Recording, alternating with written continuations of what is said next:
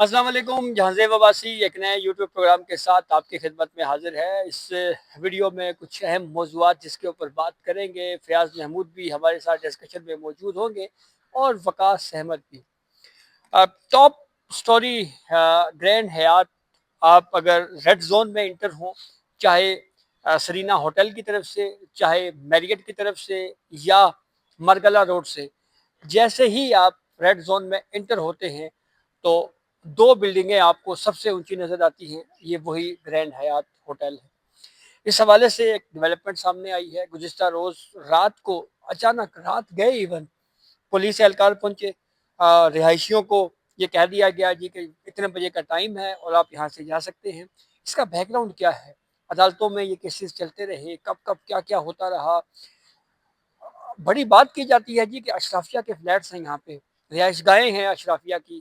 Prime minister Shahbaz شریف صاحب کی طرف سے فوری طور کے اوپر ایک کمیٹی بھی بنا دی گئی ہے۔ بری مام کے رہائشیوں کے لیے کمیٹی کیوں نہیں بنی؟ کسی اور کچی آبادی کو گرانے سے پہلے کمیٹی کیوں نہیں بنی؟ اس پہ بہت تفصیل سے بات کریں گے۔ دوسرا موضوع، ٹرانسفر ہونے والے ججز کی کاز لسٹ آج سوشل میڈیا پہ چل رہی ہے۔ جسٹس بابر ستار صاحب کی بھی کاز لسٹ آ گئی، جسٹس محسن کیانی صاحب کی بھی آ گئی، تو اس کو بھی مختصراً جو ہے وہ بیان کریں گے۔ تو دونوں موضوعات پر تفصیل سے بات کرنے سے پہلے ایک آپ سے گزارش ضرور ہوگی کہ چینل سبسکرائب کر لیں تاکہ نئی آنے والی ویڈیو یا اپڈیٹ آپ کو بر وقت مل سکے۔ گفتگو کا آغاز میں فیاض سے کروں گا۔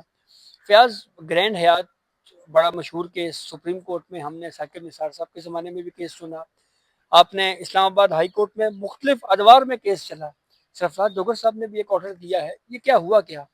جی یہ دیکھیں اپنے لے عباسی صاحب، یہ 2005-6 میں جب آپ کو پتا بلڈنگ بنی تو اس بلڈنگ میں بہت بڑی بڑی شخصیات انوالو تھیں، بلکہ شروع میں تو جب اس کی سی ڈی اے کی طرف سے یہ پلاٹ دیا گیا تو یہ اس پہ طے یہ ہوا تھا کہ اس پہ کچھ کروڑ روپے کی جو ایڈوانس رقم تھی وہ دے دی گئی، اور اس کے بعد اس کے اوپر کام کا آغاز ہو گیا، اور پھر مختلف ادوار میں اس کے اوپر مختلف اسٹے بھی چلتے رہے۔ ایون کہ آپ کو پتا ہے کہ جسٹس اعجاز الاحسن صاحب اس میں وکیل بھی رہے ہیں، جی بالکل اور بعد میں وہ جج بھی بن گئے تھے۔ تو یہ جب اس پہ انہوں نے ابتدائی طور پہ کچھ کروڑ روپے دے کے یہ پلاٹ لے لیا، اور باقی رقم جو انہوں نے بعد میں ادائیگی کرنی تھی، اور اس کے بعد جب اس کا بلڈنگ کا آغاز ہو گیا تو پھر انہوں نے اس کے پہلی جو اس کی 40 کے قریب تقریباً انہوں نے کہا جی منزلیں اس کی ہوں گی اور جو فلور بن جائیں گے، پھر اس پہ سول ایویشن نے اعتراض لگا دیا، انہوں نے کہا کہ یہ نہیں بنایا جا سکتا کیونکہ ریڈ یہ زون ریڈ ہے۔ زون ہے اور یہ ہائی رسک بن جاتا ہے۔ تو پھر انہوں نے کہا کہ ٹھیک ہے، اس کو 27 فلور تک محدود کر دیا جاتا ہے۔ پھر انہوں نے کہا کہ دیکھیں 24/7 تک کا تو ہم نے نہیں، جو فلور تک کا ہم نے تو نہیں کیا تھا، ہمارا تو جو بلڈنگ کے اخراجات ہیں وہی نہیں پورے ہوں گے، تو ہم نے تو اس 40 کو مد نظر رکھتے ہوئے رقوم کی ادائیگی کرنی تھی۔ پھر انہوں نے کہا کہ ٹھیک ہے جی، اس پہ آپ ہمارا جو ہے سی ڈی اے جو ہے اس پہ پیسوں میں کمی کریں۔ بہرحال وہ ایک کمٹمنٹ ہو گئی جو ان کا اس ٹائم طے ہونا تھا، ہو گیا، اور اس کے بعد انہوں نے لوگوں کو مختلف بڑے بڑے لوگوں کو اس میں انوالو کیا، انہوں نے بڑے بڑے لوگوں کو فلیٹ بیچے۔ اس میں آپ کو پتہ ہے سابق جو پرائم منسٹر ہیں وہ بھی اس میں شامل ہیں، پھر عمران خان صاحب کا فلیٹ بھی ہے، دیگر جو سابق چیف بڑی جسٹس سابق چیف ناصر جسٹس الملک صاحب کا صاحبان نام ہیں ہے، ہاں اعتزاز احسن صاحب کا جی جی، فلیٹ ہے۔ جتنی بھی اشرافیہ ہے انہوں نے فلیٹ رکھا ہے، اور یہ بڑی پرائم لوکیشن ہے، اور اس کا ایک ویو بڑا زبردست ہے، اور یہ بہرحال یہ طے ہو گیا جو اس کے بعد انہوں نے فلیٹ ان کو بیچنا شروع کر دیا، اور یہ ظاہر ذہن میں کہیں چل رہا تھا جب اتنی بڑی اشرافیہ آ جائے گی تو اس بلڈنگ کو کون چھیڑے گا۔ بہرحال انہوں نے پھر سی ڈی اے کی جو ادائیگیاں کرنی تھی وہ ادائیگیاں نہیں کی، پھر 2015-16 میں جا کے اس کی لیز جو ہے وہ منسوخ کر دی گئی۔ پھر دوبارہ جو ہے انہوں نے بحالی کے لیے گئے تو انہوں نے کہا کہ ٹھیک ہے جی، آپ اتنے ارب روپے، کیونکہ اب اس کی ویلیو بھی بڑھ چکی ہے، تو آپ اتنے ارب روپے دیں تو ہم کر دیں گے۔ پھر وہ ایک کمٹمنٹ ہو گئی، لیکن پھر یہ انہوں نے ادائیگیاں نہیں کی، تو یوں سی ڈی اے نے اب ان کی لیز منسوخ کی، تو اس کے خلاف وہ اسلام آباد ہائی کورٹ میں آ گئے۔ مختلف ادوار میں یہ کیس چلتا رہا، اور جب یہ کیس یہاں پر آیا تو اس پہ اسٹے آرڈر مل گیا، اور اسٹے آرڈر چل رہا تھا، لیکن اب گزشتہ روز چیف جسٹس سردار سرفراز ڈوگر صاحب نے اس کا فیصلہ سنا دیا، اور وہ لیز جو منسوخ کی تھی سی ڈی اے کا اس کو برقرار رکھ دیا ہے، اور اس کمپنی کی جو جتنی بھی درخواستیں تھیں ان کو ڈسمس کر دیا۔ اب جیسے ہی ڈسمس ہوئی تو انتظامیہ جو ہے جیسے انتظار میں بیٹھی ہوئی تھی، جی وہ فوری اٹھے اور جا کے وہاں پہ انہوں نے خالی کروانا شروع کر دیا۔ اب لوگ اس پہ بڑے خوش بھی ہوئے، وہ لوگ جو ظاہر ہے چاہتے ہیں کہ اشرافیہ بھی کبھی نہ کبھی سرنگو ہو، وہ بھی کبھی نہ کبھی قانون کے دائرے میں آئے، تو اس پہ لوگوں نے بڑا شکر ادا کیا کہ یار یہ تو بڑا زبردست کام ہوا کہ پہلی بار اشرافیہ کے اوپر ہاتھ ڈالا گیا ہے۔ لیکن ابھی آپ جیسے بتا رہے ہیں کہ پرائم منسٹر نے اس پہ کمیٹی بنا دی ہے، اس پہ ہم اور اگلے اس میں بات کریں گے۔ اچھا ہم اپنے ناظرین کو ذرا آسان الفاظ میں اگر سمجھائیں تو معاملہ کچھ ہے یوں کہ یہ زمین دراصل دی گئی تھی اس مقصد کے لیے کہ یہاں پہ ایک بہت لگژری قسم کا 5 اسٹار ریسٹورنٹ بنے گا، ہوٹل بنے گا، سوری ریسٹورنٹ نہیں ہوٹل بنے گا، لیکن پھر بعد میں اس کے کیڈر کو تبدیل کر کے اس کو رہائشی فلیٹس میں تبدیل کر دیا اور پھر یہاں سے تنازعہ جو ہے وہ شروع ہوا۔ مجھے یاد ہے جب ثاقب نثار صاحب کے زمانے میں یہ کیس چلا تو اس وقت بھی کرٹیسزم یہی ہوا کہ اس بینچ میں موجود مجھے اگر بھول نہیں رہا تو اعجاز الاحسن صاحب بھی شامل جو تھے وکیل رہ چکے جی، ہیں۔ تو ایک اعتراض یہ ہوا کہ جناب یہ جو جب سی ڈی اے کی ایک میٹنگ میں یہ legal opinion C D A کو دیا گیا تھا کہ جی اس کو چینج کیا جا سکتا ہے اس کی نوعیت، تو پوچھا یہ گیا جی کہ یہ جو اوپینین ہے یہ دیا کس نے، تو پتہ چلا جی کہ اعجاز الاحسن صاحب اس وقت لیگل ایڈوائزر تھے تو انہوں نے یہ اوپینین دیا تھا۔ ثاقب نثار، اعجاز الاحسن صاحب ہمیشہ ایک ہی بینچ میں رہتے تھے، عمر صاحب بندیال صاحب کے ساتھ بھی رہے، یہ پورا بہرحال اس کا بیک گراؤنڈ ہے۔ تو وکاس آپ اس میں کچھ ایڈ کرنا چاہیں، پھر اس کے بعد ہم اسی معاملے پہ جو سیکنڈ مرحلہ ہے اس پہ کمیٹی پہ ذرا بات کریں گے۔ دیکھیں بھائی صاحب، جیسا کہ جو فیاض نے بھی بتایا، یہ 2005 کا معاملہ ہے۔ یہ 13.5 ایکڑ زمین تھی اور اس وقت یہ 99 سال کی لیز کے اوپر سی ڈی اے کی جانب سے دی گئی، اور ٹوٹل جو اس وقت ویلیویشن کی گئی اس 13 ایکڑ کی وہ تھی 4 ارب 88 کروڑ روپے۔ بنیادی طور کے اوپر اس وقت جو ادائیگیاں کی گئی وہ ادائیگیاں 1.5 ارب روپے کی ادائیگیاں کر دی گئی تھی، لیکن باقی ادائیگیاں نہ ہونے کی وجہ سے یہ معاملہ جو وہ ہائی کورٹ میں گیا اور ہائی کورٹ کی جانب سے ان کی لیز جو ہے وہ منسوخ کرنے کے احکامات جاری کیے گئے۔ معاملہ سپریم کورٹ کے اندر چلا گیا اور اس وقت کے جو چیف جسٹس سابق چیف جسٹس ثاقب نثار، ان کی جانب سے ہدایات جاری کی گئی اور یہ کہا گیا کہ وہ جو 4 ارب 88 کروڑ روپے کی جو لیز کی رقم تھی جو ادا کرنی تھی، 17 اس ارب کو میں بڑھا کے 17 ارب جو ہے وہ کر دیا گیا تھا کہ اب 17.5 ارب روپے کی جو ہے وہ ادائیگیاں کی جانی تھی۔ 2023 تک سی ڈی اے انتظار کرتی رہی اور صرف 1 ارب روپے کی اضافی ادائیگی جو ہے وہ ان مذکورہ کمپنیوں کی جانب سے کی گئی، اور ابھی بھی جب یہ کیس جو وہ اسلام آباد ہائی کورٹ میں تھا اور اسلام آباد ہائی کورٹ کی جانب سے اس کا فیصلہ دیا گیا ہے، 14.5 ارب روپے سے زائد کی ادائیگیاں ابھی بھی جو دونوں مذکورہ کمپنیاں تھیں ان کی جو ہے ذمہ واجب الادا تھی، اور ان 14.5 ارب روپے کی ادائیگیاں نہ ہونے کی وجہ سے آج سی ڈی اے کی جانب سے جو وہ اسلام آباد ہائی کورٹ سے دوبارہ رجوع کیا گیا اور اسلام آباد ہائی کورٹ کی جانب سے جو ہے وہ یہ فیصلہ دیا گیا اور اس کی لیز کو منسوخ کیا گیا۔ یہ بنیادی طور کے اوپر جو ہے 40 منزلہ یہ عمارت تھی، لیکن اس میں 3 دفعہ جو ہے وہ لے آؤٹ پلان اس کا تبدیل کیا گیا۔ پہلے یہ کہا گیا کہ 5 اسٹار جو ہے وہ لگژری ہوٹل یہاں پر بنایا جائے گا، اس کے بعد دوسرے مرحلے میں یہ کہا گیا کہ نہیں، ہم اس کی جو کیونکہ ہمارے اخراجات پورے نہیں ہوتے، ہم 5 اسٹار ہوٹل کے ساتھ سروسز اپارٹمنٹ جو ہوں گے وہ بھی ہم تبدیل کریں گے۔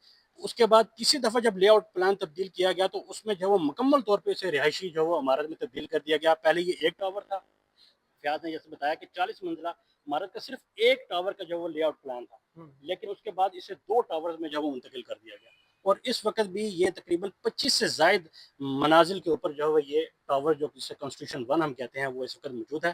بہرحال آج اسلام آباد ہائی کورٹ کی جانب سے ایک بڑا فیصلہ ہے اور اس کی جانب سے انتظامیہ کی جانب سے بھی اب باضابطہ طور پہ کارروائی شروع کر دی گئی ہے۔ اچھا، اب پرائم منسٹر آفس کی طرف سے ایک پریس ریلیز جاری ہوئی ہے، اس پریس ریلیز میں یہ کہا گیا ہے کہ وزیر اعظم شہباز شریف نے کانسٹیٹیوشن 1 ایونیو کے معاملے پر اعلیٰ سطحی کمیٹی تشکیل دی ہے۔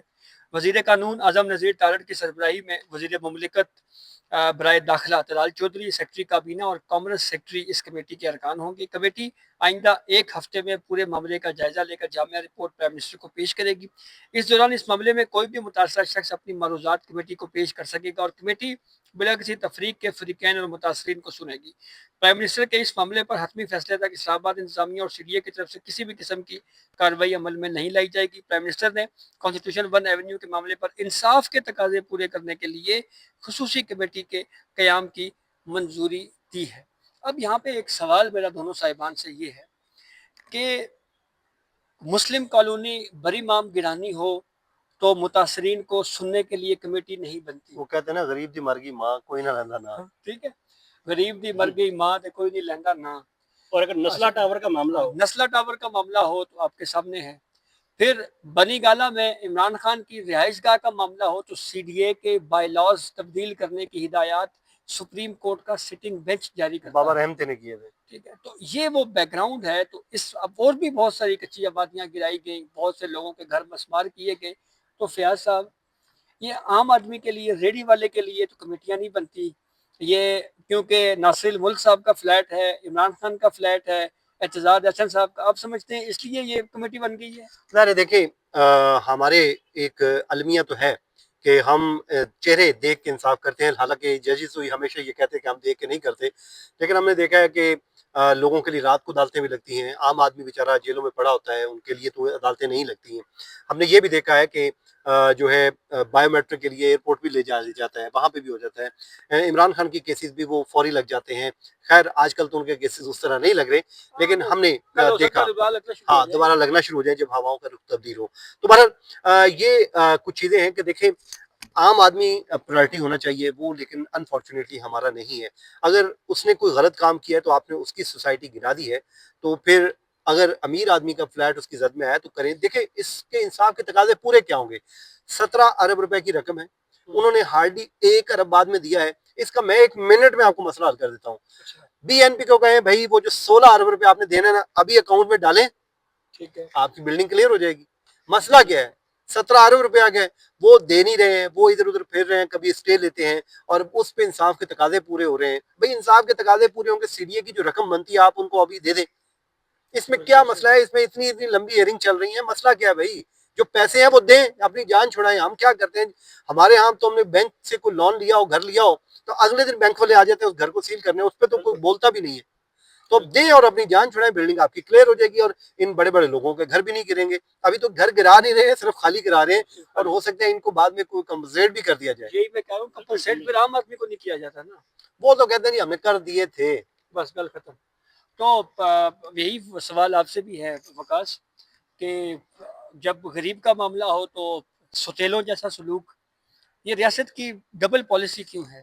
دیکھیے بھائی صاحب ہمیشہ سے ہی یہ المیہ رہا ہے کہ ہم عدالتوں کا معاملہ ہو یا پھر جو وہ حکومتی ریاستی اداروں کا معاملہ ہو، ہم یہی ہمیشہ سے کہتے آئے ہیں کہ ہمیشہ جو وہ دوہرا معیار جو ہے وہ اپنایا جاتا ہے۔ پالیسیاں جو ہے وہ غریبوں کے لیے اور ہوتی ہیں، امیروں کے لیے اور ہوتی ہیں۔ ہم نے یہ دیکھا کہ رات کو ایک فیصلہ آیا اور اس فیصلے کے 24 گھنٹے بھی نہیں گزرے تھے کہ اس کا نوٹس جو ہے وہ وزیر اعظم کی جانب سے لینا پڑ گیا، لیکن بالکل وزیر اعظم ہاؤس اور ایوان صدر کے ساتھ جو بر امام کی علاقہ تھا وہاں پر جو وہ لوگوں کے گھروں کو جو وہ مسمار کیا گیا، ان کی جو خوشیاں تھیں وہ ان کے سامان کے ساتھ جو وہ روندی گئی، لیکن ان کو سن لینا ان چاہیے کو تھا، سن لینا چاہیے تھا۔ نہ ہو سکتا ہے کہ کوئی حل نکل آتا اس کسی کا، بھی کوئی کسی بھی ٹائم کسی دے بھی دیا وفاقی جاتا۔ وزیر نے ان کو سننا گوارا نہیں کیا۔ وزیر اعظم تو دور کی بات ہے، نوٹس لینا تو دور کی بات ہے، لیکن یہ ہے کہ ان لوگوں کو تو کمپنسیٹ بھی کر دیا جائے گا۔